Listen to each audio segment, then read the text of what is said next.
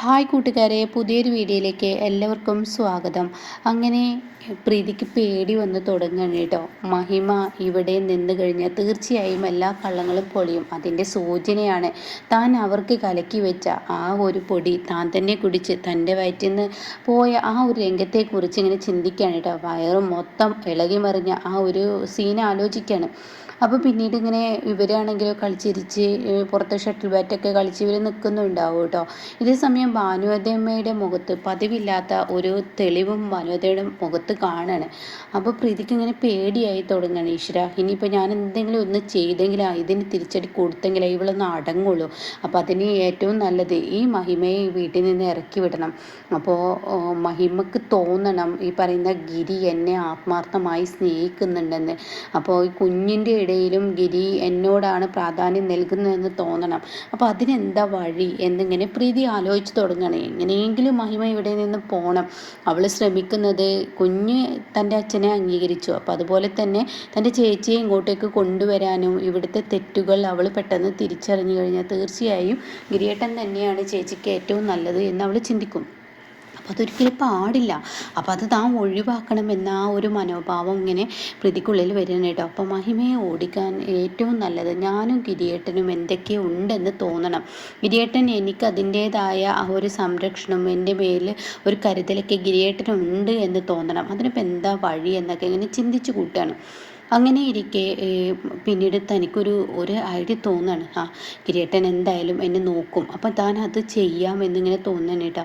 അങ്ങനെ പിന്നീടാണെങ്കിലോ പ്രതീക്ഷ വന്നിട്ട് മഹിമയോട് പറയാണ്, കുഞ്ഞമ്മേ അപ്പോൾ അവർ നമുക്ക് പണി തരുന്ന ഉറപ്പായില്ലേ. അത് കേട്ട ഉടനെ തന്നെ മഹിമ പറയാണ്, അവരുടെ മേലെ ഒരു കണ്ണ് നിൻ്റെ എപ്പോഴും വേണം. എനിക്ക് നോക്കാൻ കഴിയാത്തത് നീ അവരെ ശ്രദ്ധിക്കണം.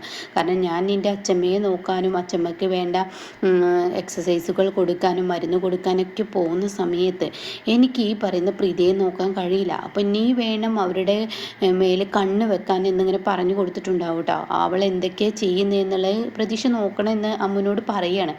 ആയിക്കോട്ടെ കുഞ്ഞമ്മ എന്ന് പറഞ്ഞിട്ടുണ്ടാവും കേട്ടോ. അപ്പോൾ കുഞ്ഞമ്മയോട് പറയണേ എന്തായാലും അവരൊരു പെരുങ്കളി തന്നെ എന്ന് എനിക്ക് മനസ്സിലായി. അപ്പം അതിനൊരു തിരിച്ചടി നമുക്ക് കൊടുക്കണ്ടേ, നമുക്ക് ഇത് ചെയ്തതില്ലെന്ന് പറയുമ്പോൾ വേണ്ട മോളെ, അവൾക്ക് തിരിച്ചടി ഒന്നും കൊടുക്കണ്ട. അവൾക്ക് തിരിച്ചടി ഒന്നിച്ചാണ് ഞാൻ കൊടുക്കാൻ പോകുന്നത്.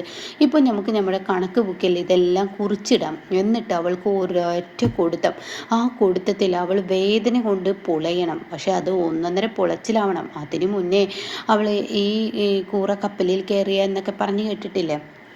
അതുപോലെ ഇപ്പം നമുക്കിടയിൽ കിടന്നിട്ട് നമ്മളാണ് അവൾക്ക് പണി കൊടുക്കുന്നത് എന്ന് കണ്ണാലെ കാണാതെ എന്ന് തോന്നുന്ന വിധത്തിലുള്ള പണികളായിരിക്കണം ഇനി നമുക്ക് അവൾക്ക് നൽകേണ്ടത്. ഇപ്പോൾ ചെയ്ത പണിയുണ്ടല്ലോ, അതായത് ജ്യൂസ് നിനക്ക് തരാൻ ശ്രമിച്ചു, എന്നെ ഇവിടെ നിന്ന് ഓടിക്കാനാണ്.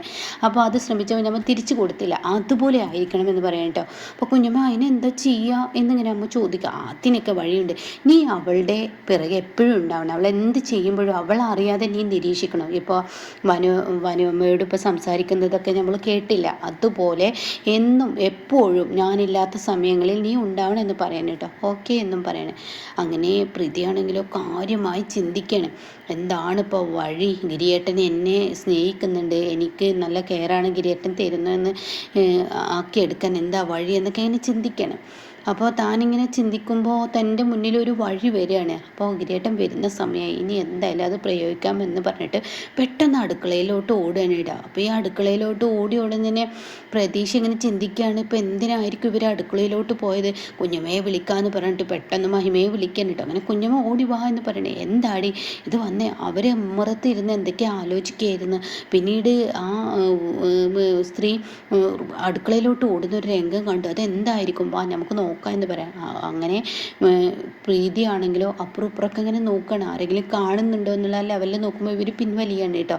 അങ്ങനെ പ്രീതി അവിടെ ഇരിക്കുന്ന എണ്ണ എടുക്കുകയാണ്. അങ്ങനെ ആ എണ്ണയുമായി പ്രീതി പതിയെ മേലെ നിന്ന് ആരെങ്കിലും വരുന്നുണ്ടോ, സൈഡിൽ നിന്ന് ആരെങ്കിലും വരുന്നുണ്ടോ എന്നൊക്കെ ഇങ്ങനെ നോക്കണം കേട്ടോ. അങ്ങനെ ഉമ്മറത്തെ സ്റ്റെപ്പിൽ ഇങ്ങനെ ഒഴിക്കാൻ നോക്കുന്ന സമയത്ത് പ്രതിക്ക് പെട്ടെന്നൊരു കാര്യം ഓർമ്മ വരികയാണ്. അത് വേണ്ട, ഞാനിത് ചെയ്യുന്നത് ശരിയല്ല, എന്തായാലും കുറച്ച് ഉയരങ്ങളിൽ നിന്നാവുമ്പോൾ കുറച്ചും കൂടി നല്ലതാണല്ലോ, അപ്പോൾ അതാണ് നല്ലത്. ഇതിപ്പോൾ എന്തായാലും ഒരു പക്ഷേ ഇവിടെ ഒഴിച്ചിട്ട് കാര്യമില്ല, ഇത് എത്രത്തോളം വർക്കാവുമെന്ന് എനിക്ക് പറയാൻ വയ്യ, അപ്പോൾ അതുകൊണ്ട് വേറൊരു പണി ചെയ്യാമെന്ന് പറഞ്ഞിട്ട് അവിടെ നിന്ന് പെട്ടെന്ന് മേലോട്ട് ഓടിക്കയറിയിട്ട്. അപ്പോൾ ഉടൻ തന്നെ മഹിമ ഇവളെന്തായി ചെയ്യുന്നത്, എണ്ണക്കുപ്പിയുമായി അങ്ങോട്ടും ഇങ്ങോട്ടും എന്തിനാ ഓടി നടക്കുന്നത്, അതന്നെയല്ല കുഞ്ഞമ്മേ, എന്തോ ആർക്കോ പണിയാൻ വേണ്ടിയിട്ടാണ്, ഒരുപക്ഷെ എന്നെ കുഞ്ഞമ്മയെ ഇനി വീഴ്ത്താനുള്ള പരിപാടിയാണോ, അയ്യോ അത് നീ പറഞ്ഞത് ശരിയാണ്, ഞാനത് ചിന്തിച്ചില്ല, എന്നാൽ നമുക്ക് നോക്കാം എന്ന് പറഞ്ഞിട്ട് വീണ്ടും പ്രതീക്ഷ അതുപോലെ മഹിമയും കൂടിയിട്ട് പ്രീതിയുടെ പിറകെ പോവാണ്. അങ്ങനെ പ്രീതിയാണെങ്കിലോ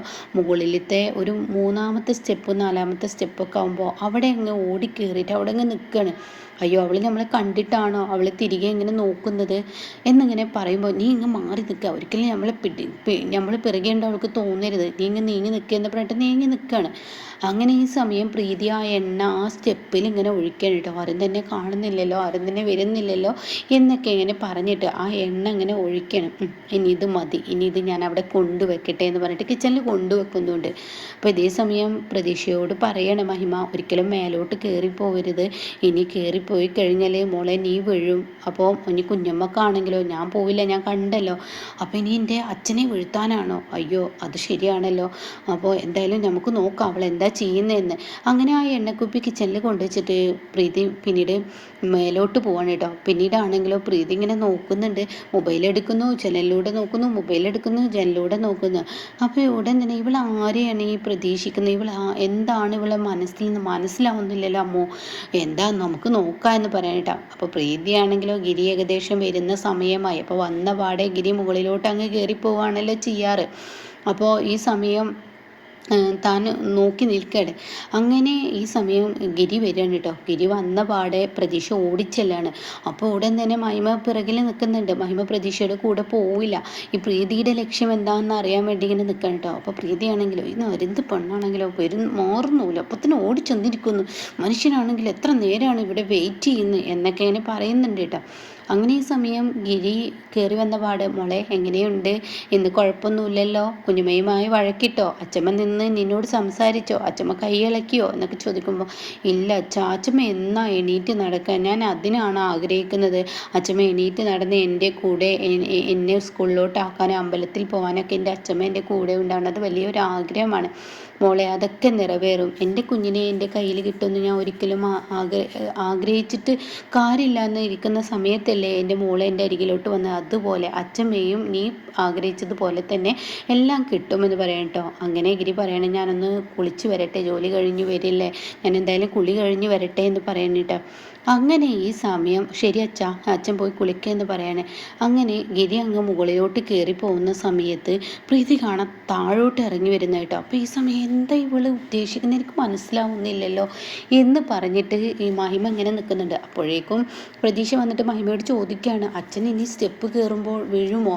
അപ്പോൾ അത് കേട്ട ഉടനെ തന്നെ, നിൻ്റെ അച്ഛൻ താഴോട്ട് മേലക്കല്ല കയറുന്നത്, അപ്പോൾ പെട്ടെന്ന് വീഴില്ല, എന്താണ് നമുക്ക് നോക്കാം എന്ന് പറയണേ. അപ്പോൾ കാണാൻ പ്രീതി ഇറങ്ങി വരുന്ന കാണാം. അതാ കുഞ്ഞുമേ ആ സ്ത്രീ അത് ഇറങ്ങി വരുന്നത് എന്ന് പറയുന്നുണ്ട് കേട്ടോ. അവരത് ഇറങ്ങി വരുന്നത് എന്ന് പറയുമ്പോൾ അവൾ ഇറങ്ങുന്നുണ്ടല്ലോ, ഇനി അവളുടെ ലക്ഷ്യം ഒരു പക്ഷേ ആ എണ്ണയിൽ ചവിട്ടുമ്പോൾ ഗിരിയേട്ടൻ്റെ മേലോട്ട് വീഴാനായിരിക്കുമെന്ന് പറയട്ടോ. ഇത് കേൾക്കുന്ന പ്രതീക്ഷ പറയണം, അങ്ങനെയാണോ എന്നിങ്ങനെ ചോദിക്കുന്നുട്ടോ. ആ പണിയുണ്ട്, ഇനി മിണ്ടാണ്ടിരിക്കുക, എന്തായാലും അവൾ ഇറങ്ങി വരട്ടെ എന്ന് പറയണേ. അങ്ങനെ ഈ പറയുന്ന പ്രീതി ഇങ്ങനെ ഇറങ്ങി വരികയാണ്. അപ്പോഴേക്കും ഗിരി ഇവിടുന്ന് ഇങ്ങനെ കയറാൻ ഒരുങ്ങാണ്. അങ്ങനെ ആ എണ്ണയിൽ അങ്ങ് പ്രീതി ചവിട്ടിയിട്ട് പിന്നീട് ഗിരി അങ്ങ് ഓടി വന്ന് അയ്യോ അമ്മേ എന്ന് പറഞ്ഞിട്ട് ഇങ്ങനെ പ്രതീക്ഷ നിലവിളിക്കുന്ന സമയത്ത് ഗിരി പെട്ടെന്ന് അങ്ങ് ഓടി വന്ന് തന്നെ എങ്ങ് കൈകൊണ്ട് പിടിക്കുമെന്നാണ് ഈ പറയുന്ന പ്രീതി ചിന്തിച്ചിരിക്കുന്നത് കേട്ടോ.